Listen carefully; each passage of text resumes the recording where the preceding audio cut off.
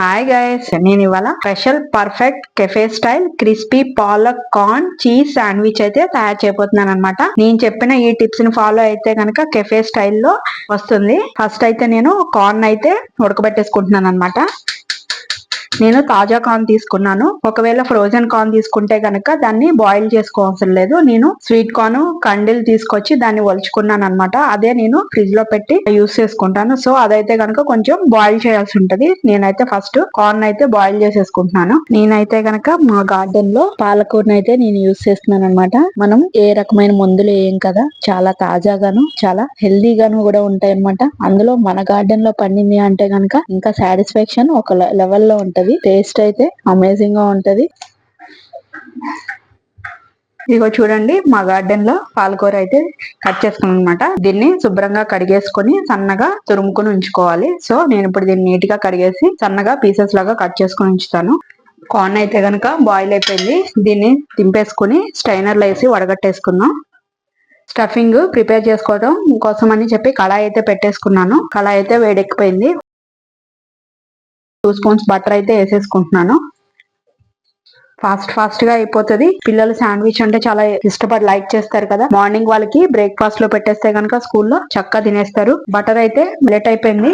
ఇందులో నేను 1 spoon garlic సన్నగా కట్ చేసి గార్లిక్ అయితే వేసుకుంటున్నాను. ఇది గోల్డెన్ బ్రౌన్ కలర్ వచ్చే వరకు ఫ్రై చేసుకోవాలన్నమాట. ఇలా ఫ్రై అయిన దాంట్లో మనం బాయిల్ చేసుకున్న స్వీట్ కార్న్ ఉన్నాయి కదా, అవైతే వేసేసుకున్నాం. అందులో వేసుకుని ఒక 30 సెకండ్స్ అయితే కనుక దీన్ని ఈ బటర్ లో ఫ్రై చేసుకోవాలన్నమాట. అప్పుడు టేస్ట్ చాలా బాగుంటది కార్న్ అన్నది. మళ్ళీ శాండ్విచ్ లో కూడా కొంచెం ఫ్రై అవుతుంది కాబట్టి సరిపోతుంది. ఇప్పుడు ముందుగా మనం కట్ చేసి పెట్టుకున్న పాలకూర కూడా ఇందులో వేసేసుకున్నాం. దీన్ని ఒక 10 మినిట్స్ అయితే ఈ విధంగా ఫ్రై చేసేసుకున్నాం. పాలకూర మొత్తం మగ్గిపోవాలన్నమాట. అంటే పచ్చివాసన పోవడం కోసం పాలకూర మొత్తం మగ్గితే పాలకూరలో ఉన్న పచ్చివాసన అంతా కూడా పోతుంది. సో దానికోసం అని చెప్పి నేను ఒక 10 మినిట్స్ లో ఫ్లేమ్ లో అయితే ఫ్రై చేస్తున్నాను వీటిని. పాలకూర అన్నది చక్కగా ఫ్రై అయిపోయింది అనమాట. దీన్ని పక్కకు పెట్టేసుకున్నాను. ఒక చిన్న బాండీ పెట్టుకొని నేను ఇప్పుడు ఇందులో ఒక 1/2 స్పూను బటర్ అయితే వేసుకుంటున్నాను. బటర్ కరిగిన తర్వాత ఒక టేబుల్ స్పూను గోధుమ పిండి, దీన్ని చక్కగా ఫ్రై చేసేసుకున్నాం. ఈ గోధుమ పిండి ప్లేస్ లో మైదా పిండి కూడా యూజ్ చేయొచ్చు. మైదా హెల్త్ కి అంత మంచిది కాదు కాబట్టి నేనైతే గోధుమ పిండి యూజ్ చేస్తున్నాను. ఇలా శుభ్రంగా బటర్ లో ఇదైపోయి ఫ్రై అయిపోయిన తర్వాత ఇందాక మనం ఏదైతే ఉందో పాలకూర కార్న్ ఫ్రై చేసుకున్నాం కదా, అందులో ఇది వేసేసుకుని మొత్తం ఇందులో కలిసేలాగా ఫ్రై చేసేసుకున్నాం. ఒక 1/2 కప్పు మిల్క్ కూడా పోస్తున్నాను అనమాట ఇందులో.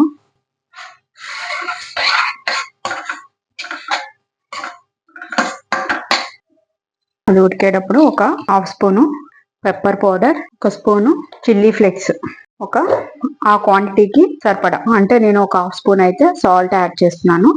మీరు ఎక్కువ క్వాంటిటీ తీసుకుంటే కనుక సాల్ట్ ని అడ్జస్ట్ చేసుకోండి.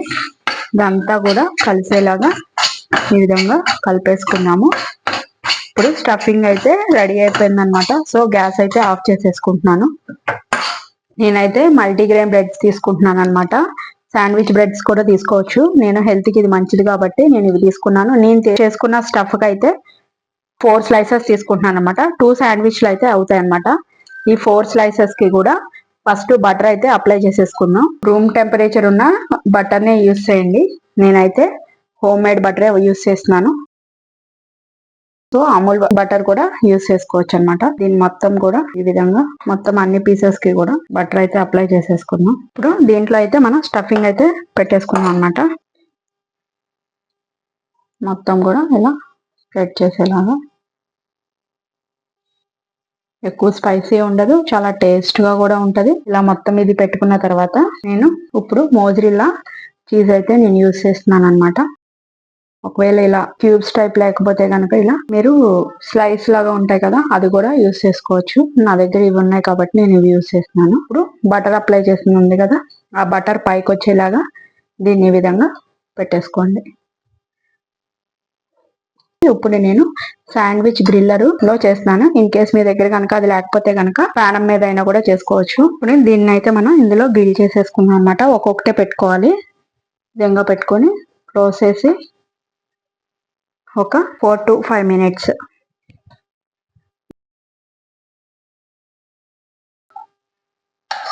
ఇప్పుడు ఇలా ఉంది కదా. ఇప్పుడు దీన్ని ఇటు సైడ్కి ఇలా టర్న్ చేసుకుంటే షేప్ అన్నది బాగా వస్తుంది అనమాట. మళ్ళీ ఒక 2 to 3 minutes గ్రిల్ చేస్తే అయిపోతుంది శాండ్విచ్. ఇప్పుడు చూసుకుందాం మనం ఒకసారి. చూడండి, ఈ విధంగా అయితే గ్రిల్ అయిపోయింది అనమాట. Cafe style crispy palak corn cheese sandwich అయితే రెడీ అయిపోయింది అనమాట. ఇలా ట్రయాంగిల్ షేప్ లో అయితే కట్ చేసేసుకున్నాం. చూడండి ఎంత క్రిస్పీగా సౌండ్ వస్తుందో. దీన్ని ఈ విధంగా కట్ చేసి పిల్లలకి స్నాక్స్ లాగా ఇచ్చేస్తే కచప్ తో చాలా ఇష్టంగా తింటారనమాట. నేను టమాటా సాస్ తో అయితే ఇలా సర్వ్ చేశాను అనమాట. Perfect cafe style crispy palak corn cheese sandwich అయితే రెడీ అయిపోయింది. మీరు కూడా తయారు చేసుకుని టేస్ట్ ఎలా ఉందో నాకు కామెంట్ రూపంలో చెప్పండి. మీరు ఫస్ట్ టైం కనుక నా ఛానల్ చూస్తున్నట్టయితే సబ్స్క్రైబ్ చేసుకోండి. ఫ్యూచర్ వీడియోస్ కోసం బెల్ బటన్ ప్రెస్ చేయడం అయితే మర్చిపోకండి. Thank you guys. మరొక కొత్త వీడియోతో తొందరలోనే మళ్ళీ మీ ముందుకు వచ్చేస్తాను.